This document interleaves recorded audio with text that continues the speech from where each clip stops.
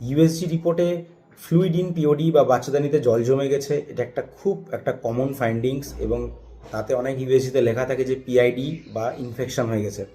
গ্রামের দিকের অনেক পেশেন্ট এটা নিয়ে ভয় পেয়ে যান এবং চেম্বারে দৌড়ে আসে, বলে যে ইনফেকশন হয়ে গেছে, অপারেশন করতে হবে কিনা।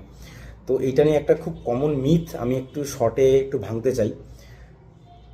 মেয়েদের যখন ওভুলেশন হয়, মানে যখন মাসিকের সময় ডিমটা তৈরি হয়, তখন কিন্তু সেটা যখন ওভুলেশনের সময় রাপচার হয়ে কিছুটা জল কিন্তু বেরোয়, এবং সেটা কিন্তু নর্মালভাবে ফিজিওলজিক্যালি কিন্তু ইউটেরাসের পেশেন্ট বা পিওডি থেকে জমতে পারে। সেই জন্য ফ্লুইড ইন পিওডি মানে যে ইনফেকশনটা কিন্তু পুরোপুরি ভুল ধারণা। 90% কেসে দেখা যায় যে এটা নর্মাল একটা ফাইন্ডিং।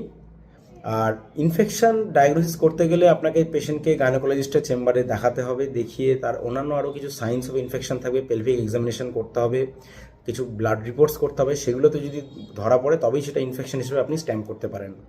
সুস্থ থাকবেন, ভালো থাকবেন।